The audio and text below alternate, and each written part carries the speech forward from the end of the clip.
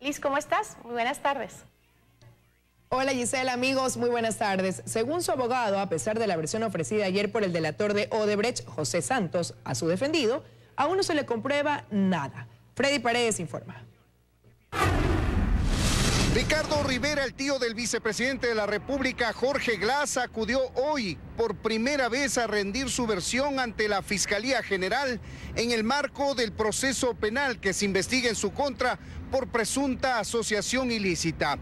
Esta es la primera ocasión en que Rivera, a pedido de su propio abogado, decidió rendir su testimonio, pues antes se había acogido al derecho al silencio.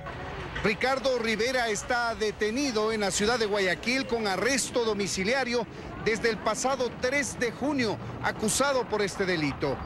Su abogado, al ingreso a esta fiscalía, dijo que a pesar de la delación de José Consensao Santos, el delator ex representante de Odebrecht en el Ecuador, no se ha probado aún nada en contra de su defendido. El señor Santos puede decir lo que sea. El señor Santos ha quedado como una persona ajena a la verdad. Es un señor que no ha podido justificar hechos y que hoy simplemente con sus dichos viene a decir que todo mundo es responsable y hacerse beneficiario de ciertos réditos o ciertos aspectos que beneficien una rebaja de la pena que debe cumplir el señor Santos. Ricardo Rivera arribó a la Fiscalía General antes de las 10 de la mañana para rendir su testimonio, que estuvo fijado para las 11 de la mañana. Sin embargo, hasta esta hora no ha abandonado las instalaciones de la Fiscalía General. Según el delator de Odebrecht, los 5 proyectos emblemáticos de la Revolución Ciudadana fueron conseguidos de manera irregular y gracias a la gestión de funcionarios públicos que ofrecieron beneficios a Odebrecht a cambio de dinero.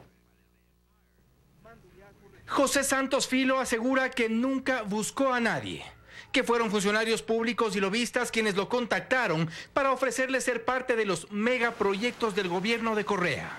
Y cuenta que gracias a estos personajes, Odebrecht ganó millonarios contratos.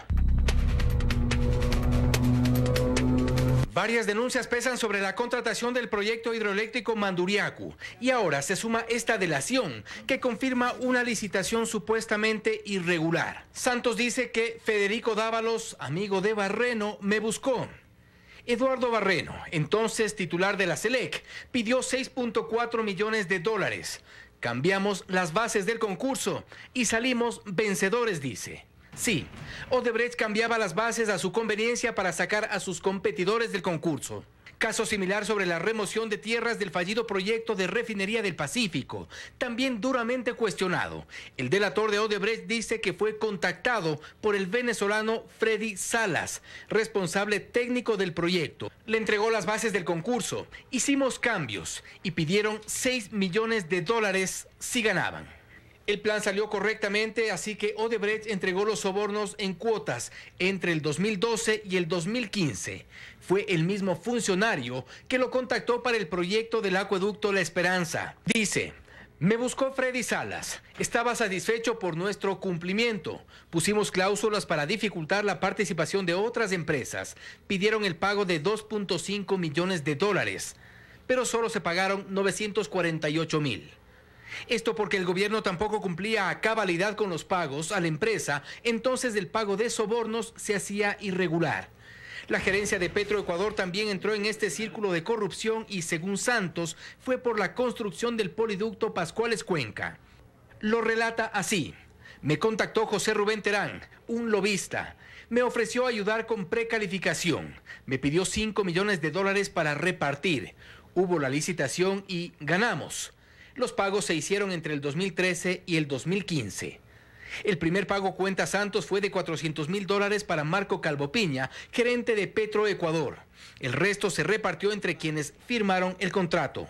Pero los tentáculos de la constructora llegaron también hasta la Secretaría del Agua. La construcción de la represa Daule Vinces fue el motivo y allí Santos dio algunos nombres que habrían sido de la partida. Santos relata: me buscó Carlos Villamarín, de parte de Walter Solís, Carlos Bernal y Jorge Arturo Pazmiño. Modificamos los pliegos. Jorge Glass presionó a Brasil para el financiamiento de esta obra. Repartimos $6 millones entre el 2012 y 2015. Se calcula que el reparto supera los 32 millones de dólares. Odebrecht regresó al país de la mano del mismo gobierno que la expulsó. En Quito, Fausto Yepes, 24 horas. José Santos, ex ejecutivo de Odebrecht, hizo fuertes declaraciones sobre supuestos sobornos que habría pagado a Jorge Glass y a su tío. Lo hizo en una de las últimas diligencias dentro del proceso que investiga una presunta asociación ilícita. La tarde de este miércoles vía videoconferencia, el ex ejecutivo de Odebrecht, José Conceição Santos, quien mantiene arresto domiciliario en Brasil, hizo reveladoras declaraciones ante la Fiscalía, pues aseguró haber pagado 16 millones de dólares al vicepresidente Jorge Glass a través de su tío Ricardo Rivera, 14 millones por el 1% de todos los contratos que obtuvo la empresa luego de su retorno, por el que Santos admitió que en 2010 pagó 2 millones de dólares a Jorge Glass a través de su tío. Santos declaró: trabajé en 10 países, nunca tuve acceso a un vicepresidente de la República excepto en Ecuador. Ricardo Rivera cobró 2 millones de dólares para darme acceso a Glass, que entonces era ministro de Telecomunicaciones, pero resolvió el regreso de Odebrecht. El ex ejecutivo brasileño confirma que del retorno de la transnacional estuvo a cargo Jorge Glass, argumento replicado por el exsecretario jurídico de la presidencia Alexis Mera en su más reciente declaración en Fiscalía. Él manejó y lideró el tema. Así es, eso es lo que he declarado. Glass se defiende. No sabíamos que era una empresa corrupta cuando regresaron, porque no es que yo apadriné el retorno, sencillamente yo fui el que tuvo que exigir el cumplimiento de los compromisos del acta transaccional. En su relato, Santos también asegura que el vicepresidente habría solicitado pagos para las elecciones seccionales de 2014, en total $1 millón, que el brasileño se rehusó a entregar, pues aseguró que podían sacar de lo que ya se les había dado. A lo que, según Santos, Glass respondió: no, lo que tú pagas a Ricardo Rivera es por otro tema. Aquí te estoy pidiendo $1 millón en nombre del gobierno de Ecuador, en nombre del presidente de la República. Santos da detalles sobre las reuniones que dice tuvo con el vicepresidente en su despacho, al que entraba a segura sin previo registro, y una vez dentro explicó que algunas de las conversaciones que ahí se tuvieron se hacían bajo un particular esquema de seguridad, pues refiriéndose al vicepresidente relata: prendía una radio y ponía un sonido, y cuando le quería hablar de temas relacionados a Ricardo Rivera y coimas que pagaba a él me escribía en su tablet y preguntaba: José, ¿cómo están los pagos? Y yo contestaba en la misma tablet de él: está bien, estamos pagando. El vicepresidente Glass niega también estas declaraciones. Sin embargo, admite haber tenido reuniones por fuera de su agenda con el ex ejecutivo en su despacho. No era inusual que yo reciba personas por fuera de la agenda, y en este caso estaba reclamando pagos atrasados. El ex ejecutivo de Odebrecht detalla la forma en la que se pagó al tío del vicepresidente: 7.8 millones vía transferencias a empresas offshore y 8.3 millones en efectivo. Y eso tienen que explicarlo con claridad el señor Rivera. Estoy indignado con todo esto, no tenía para qué ir a buscar a esta gente, dará su explicación. Sin embargo, Santos asegura: el señor Glass tenía conocimiento de los pagos de coimas al señor Ricardo Rivera. Ahora la información, que ha sido calificada como delicada por el fiscal Carlos Vaca Mancheno, será sometida a una evaluación. Carlos Acoto, 24 horas. Asambleístas de Alianza País mostraron su apoyo al vicepresidente Jorge Glass y sostienen que hay un linchamiento mediático en su contra. Mientras tanto, la oposición intentó cambiar el orden del día para solicitar la renuncia de Glass, lo que fue bloqueado por Alianza País. Asambleístas de oposición intentarán nuevamente una solicitud de juicio político contra Glass. La semana presentaremos la solicitud de juicio político. Este rato está en manos de los asambleístas y el documento, y como quedamos hace unos meses atrás, que volveremos a presentar la próxima semana con la última delación, con los últimos insumos que tenemos de la Fiscalía. Se presentará la próxima semana la solicitud de juicio político al responsable de los actos de corrupción más graves de la historia del Ecuador, Jorge Glass Espinel. En entrevista con la cadena internacional CNN en español, el presidente Lenín Moreno habló acerca de lo ocurrido con el vicepresidente Jorge Glass y además sobre los posibles temas que integrarían la consulta popular. El presidente de la República, Lenín Moreno, sobre el vicepresidente Jorge Glass. En un momento, sin previo aviso, sin haberme dicho absolutamente nada antes, me mandó una carta extremadamente grosera. en la cual manifestaba que inclusive yo estaba armando una trama para la corrupción, lo decía él. Entonces yo lo que hice es quitarle las funciones. Yo confío en la gente y creo que el principio de presunción de inocencia, hasta que la persona no sea declarada y comprobado su culpabilidad, es muy valioso. Acerca de la situación económica del país. La deuda que se decía que no rebasaba los 27.000 millones de dólares, cifraba más o menos los 60.000 millones. Lo que pasa es que estaba disfrazado de otra cosa. El servicio de la deuda para este próximo año es de casi 10.000 millones de dólares. Ese es el presupuesto de educación, salud y seguridad. No es a eso a lo que le tenemos miedo. Lo que teníamos miedo es al ostracismo en el cual habíamos caído. En lo que refiere a la situación del IES. No hay problema. Ya el señor presidente del Instituto Ecuatoriano de Seguridad Social, Richard Espinosa, ya lo explicó de forma clara. Los ingresos por concepto de lo que se recibe en el IES son de aproximadamente, si mal no recuerdo, 500 millones de dólares más de lo que se necesita.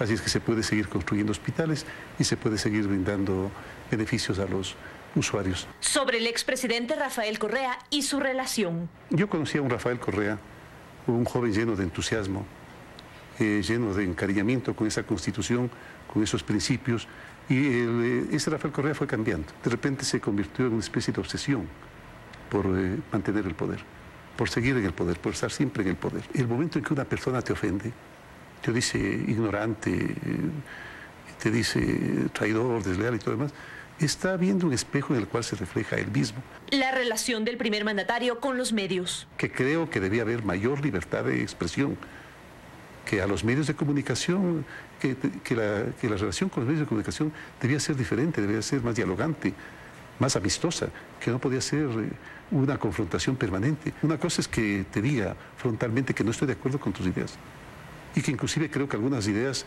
no coinciden con la realidad, pero otra cosa muy diferente es una agresión de romper un periódico. Sobre los temas de consulta popular. Yo he escogido la consulta porque creo que amerita a corto plazo hacer cambios sustanciales en la institucionalidad del Ecuador. La institución, algo de ecología, el tema de la reelección indefinida, el tema de sanciones a la corrupción y el resarcimiento de bienes hacia el Estado. La reelección indefinida, desde mi concepción, y creo desde la ética política, es una aberración política. ¿Por qué? Porque las personas que quieren reelegirse piensan en el próximo periodo, no piensan en el próximo futuro. En Quito, María Gracia Costa, 24 horas. Alianza País maneja posturas diferentes frente a la reelección indefinida que, según el presidente Moreno, podría constar como una de las preguntas en la consulta popular. Hay quienes apoyan y otros que creen en la libre postulación. El movimiento oficialista se tambalea frente a la reelección indefinida. Hay discrepancias en función de que hay asambleístas que promulgaron y justamente trabajaron en este tema de las enmiendas. Es que esta figura se encuentra en las enmiendas constitucionales aprobadas en diciembre de 2015. Algunos se mantienen en lo que aprobaron. Que al respecto la misma Corte Constitucional dio su fallo. La Alianza País ha sido muy clara y nosotros luchamos por el incremento de derechos y la libre postulación. Lo apropiado es hablar de postulación indefinida y sin normativa que restrinja. El propio presidente Moreno es producto de una reelección como vicepresidente. Pero otros apoyan al presidente Moreno y a la alternancia. Tenemos un presidente, se llama Lenín Moreno, hay que respetarlo, hay que seguir con esa línea. Si la decisión es eliminar la reelección indefinida, pues esa sería su... Sí, yo no tendría ningún problema. Yo creo que hay que darle oportunidad a los que vienen de atrás. Un mecanismo que permita que se perenice en el poder cualquier gobernante sin nombre y apellido no es sano para la democracia. Este tema se topó en la reunión con el presidente Moreno la noche de este miércoles. Dicen que si el tema va en la consulta deberán analizarlo internamente, pero hay algunos que hablan de dedicatorias. Contra Rafael Correa hay que decirlo también. El espíritu con el que nació la Constitución de Montecristi fue justamente la alternabilidad y eso es lo que estamos rescatando. Será el 2 de octubre cuando finalmente se conozca si Alianza País hará campaña por el sí o por el no a la reelección indefinida. En Quito, Andrea Samaniego, 24 horas. Representantes de la Procuraduría General del Estado acudieron hasta la Corte Nacional de Justicia para presentar una acusación particular dentro del caso Odebrecht. Fausto Yepes está en la Corte y nos cuenta los detalles. ¿Qué tal, Fausto? ¿Cómo estás? ¿Contra quién se presenta esta acusación, Fausto? Gracias, ¿qué tal amigos? Buenas tardes. La acusación particular presentada por los abogados de la Procuraduría General del Estado aquí en la Corte Nacional de Justicia es en contra de los 18 procesados por el presunto delito de asociación ilícita, uno de los procesos que investiga la corrupción de Odebrecht en nuestro país. Hace pocos instantes, como vemos en imágenes, llegaron los abogados de la Procuraduría hasta la Sala Penal de la Corte Nacional de Justicia a presentar esta acusación particular. Cabe destacar que esta acusación está en contra, entre otros personajes, de Ricardo Rivera, tío del vicepresidente Jorge Glass, también de Jorge Glass y del resto de procesados por el delito de asociación ilícita. Los abogados de la Procuraduría han preferido no dar declaraciones, sin embargo, el documento se incorporará ya a este proceso que también, recordamos, está a poco de terminar la etapa de instrucción fiscal, un tema que está ya en manos de la Fiscalía General del Estado y del fiscal Carlos Vaca. Hasta aquí nuestro informe desde los exteriores de la Corte Nacional de Justicia. Seguimos con ustedes y más información en los estudios. Amigos, buenas tardes. Buenas tardes para ti también, Fausto. Y hasta el momento no hay reacciones de parte de las autoridades que esclarezcan las denuncias de supuesta injerencia en la justicia y que 24 horas ha investigado ya varios de estos casos. Aquí un recuento. Son varias las denuncias de intromisión en la justicia al más alto nivel, todas hechas precisamente por ex jueces que con nombres y apellidos señalan a quienes o fueron a buscarlos, los llamaron por teléfono o mandaron a ver el expediente para quitárselos y dárselos a otro. Todos tienen en común haber sido destituidos. Esta ex jueza, por ejemplo, que estuvo en la comparecencia de Gustavo Yalc este miércoles, dice que se le fueron a meter al despacho después de que se fue para quitarle un juicio importante. Wilson Navarrete, Pablo Condo, Abelardo Albornoz y dos mujeres se llevaron el expediente. No pasó nada. Después vino la denuncia de un ex juez que hizo público un audio donde el ex secretario jurídico de la presidencia le solicitaba ayudar en un proceso donde había intereses del Estado. El aludido respondió que era su obligación como abogado de la presidencia velar por estos casos delicados. Y el presidente de la judicatura, esto. Un juez debe decir perdón. Con todo el respeto, autoridad quien sea, le agradezco mucho su llamada. Yo decidiré con mi criterio. Un video donde se observa al presidente de la Corte del Guayas dando un mensaje a una sala sobre cómo debería fallar en otro proceso de relevancia. También sorprendió a la comunidad. Sobre todo porque de por medio habían otros casos en los que supuestamente también se habría interferido. Lo de la cervecería nos acaban de pedir y ya lo hicimos. ¿Otro tema más quieren? Pero es el doctor Yalc y es el Consejo de la Judicatura que ha hecho uso y abuso de esta figura del error inexcusable que ha sido criticada por todos los juristas del país, excepto los que tienen vinculación con Alianza País. Y todos los juristas han dicho claramente de que esto es un abuso y es una herramienta con la que el poder político ha perseguido a la justicia ecuatoriana. Entre otras denuncias de supuestos concursos para jueces en los que han quedado los de menos puntaje, en detrimento de los que obtuvieron más, que la actual judicatura explicó eran procesos de la judicatura de transición. La reacción ha sido nula, pese a que el grupo de los ex jueces puso incluso una denuncia en la fiscalía. No hay ninguna investigación oficial abierta, ni siquiera la de oficio. Luis Antonio Ruiz, 24 horas. Auditar los últimos 10 años de gestión de la Agencia Nacional de Tránsito para determinar las razones de inobservancia a la ley es una de las propuestas que plantea la organización Justicia Vial. Este criterio ha sido recogido durante una semana de talleres.